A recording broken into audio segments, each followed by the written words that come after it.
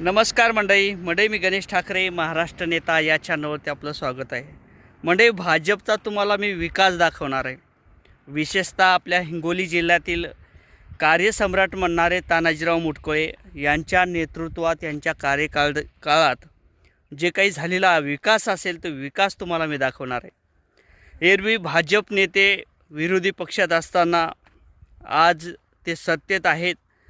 सत्तेत असताना सुद्धा राहुल गांधींनी काय केलं, इंदिरा गांधींनी काय केलं, महात्मा गांधींनी काय केलं, नेहरूंनी काय केलं, 75 वर्षात कोणता विकास झाला असे प्रश्न विचारणारं भाजप सरकार। आता ज्या पद्धतीने हा गोरेगावचा रोड आहे, गोरेगावच्या रोडवरती काय काम चालू आहे हे तुम्हाला मी दाखवतो। खरं तर या गोरेगावच्या लोकांनी या ठिकाणची चोंडी असेल, लहानी चोंडी असेल, बाभुळगाव असेल, खंडाळा असेल, त्यानंतर असेल किंवा इतर काही गावं असतील, अक्षरशः या शेतकऱ्यांनी आपली जमीन काळी माता या सरकारच्या पदरात टाकली।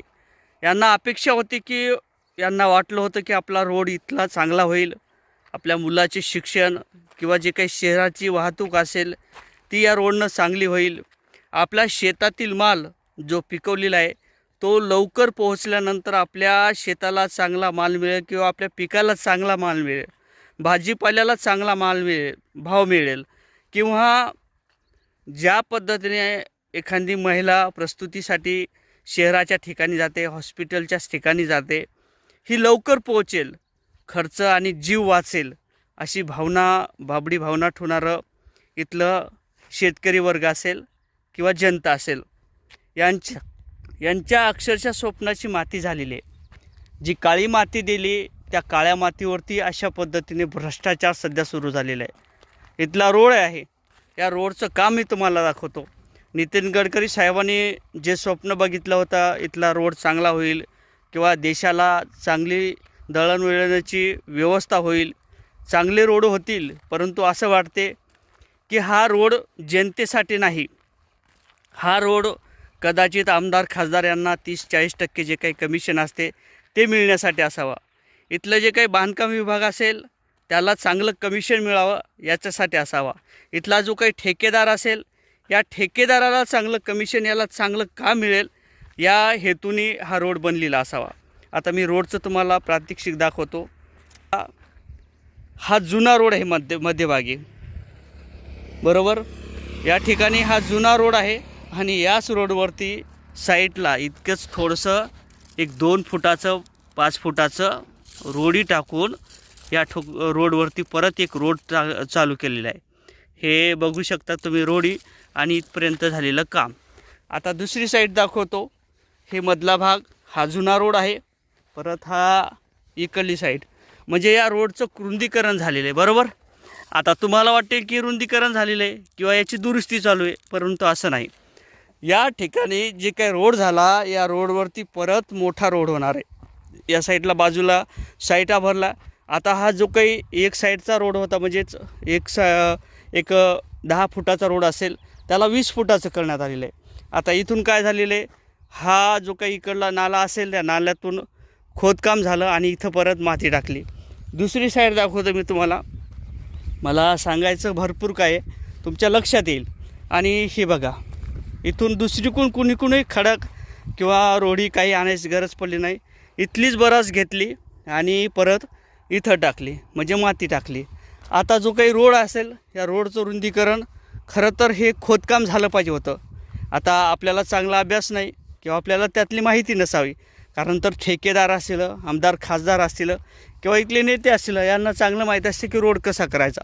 आणि नितीन गडकरी साहेबांनासुद्धा चांगलंच माहीत असेल की अशा पद्धतीने जर रोडवर रोड होत असतील तर मग इंजिनियर असतील, छत्रपती शिवाजी महाराज काळात यांच्या जे काही काळात इंजिनियर झाले किंवा ज्या लोकांनी विद्वानांनी जे किल्ले बांधले किंवा जे काही दळणवळणाची व्यवस्था असेल रोड केले होते ते रोड तुटत नाहीत, परंतु आतल्या जे शिकलेले इंजिनियर असतील या इंजिनियरच्या माध्यमातून जे रोड झाले ते कदाचित 2 वर्षात किंवा 12 महिन्यातच फुटतात।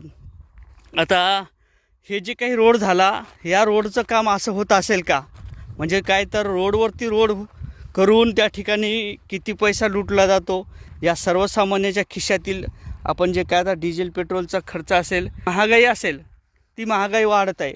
डिझेल पेट्रोलसाठी आपण वाढीव पद्धतीचे पैसे देतो, टॅक्स देतो, आणि या टॅक्समधून जर अशा पद्धतीने लूट होत असेल आणि जर असा रोड होत असेल तर कोणताही नेता असो किंवा कोणताही ठेकेदार असो किंवा कोणताही कॉन्ट्रॅक्टदार असो यांनी सांगावं, या अशा पद्धतीची रोडची मंजुरी गव्हर्नमेंटने दिलेली आहे, केंद्र सरकारने किंवा राज्य सरकारने दिलेली आहे, नितीन गडकरी साहेबांनी हे आपल्याला सांगितलेलं आहे, असं स्पष्टपणे सांगितलं पाहिजेत जर असे रोड होत असतील तर.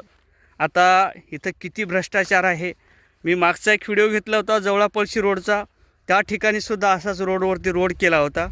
म्हणजे सांगायचं तात्पर्य म्हणजे जनतेने आपला जो काही पैसा दिलेला आहे, एकंदरीत जो काही पैसा असेल त्या पैशाचा उपयोग कसा होतो, आणि जनतेसाठी रोड आहेत की मग ठेकेदारांना पैसे कमवण्यासाठी किंवा इथल्या बांधकाम विभागाला पैसे कमवण्यासाठी, कमिशन मिळवण्यासाठी हे काम घेतलं जाते किंवा दिलं जाते. आता हे तुम्ही ठरवा, आणि नक्कीच आपले कार्यसम्राट तानाजीराव मुटकुळे यांच्यापर्यंत हा जरासा व्हिडिओ पोहोचू द्या. कारण तर विकासाचं काम हे भाजपच्या काळात कसं होते, 75 वर्ष जे गोष्टी करत होतो काँग्रेसनी काय केलं, त्यांनी कोणत्या शाळा बांधल्या होत्या, त्यांनी कोणते नदी जोड प्रकल्प केले होते, कोणतं भारताच्या विकासासाठी मिसाईल आणल्या होत्या, काय केलं होतं, म्हणजेच मनमोहन सिंग असतील यांनी काय केलं होतं, ज्या पद्धतीने आपले अनेक नेते होते काँग्रेसचे, सोनिया गांधी असतील, त्यानंतर राहुल गांधी असतील, इंदिरा गांधी असतील, राजीव गांधी असतील, जवाहरलाल नेहरू असतील किंवा आपले महात्मा गांधी असतील, यांनी देशाच्या विकासासाठी काय केलं होतं हे एकदा परत भाजपने डोकावून पाहिलं पाहिजेत, आणि भोळ्या भाबड्या जनतेची लूट थांबली पाहिजेत असं मला तरी वाटते. या ठिकाणी आता जे काही काम झालं हे किती योग्य आहे ते तुम्ही ठरवा. जय शिवराय.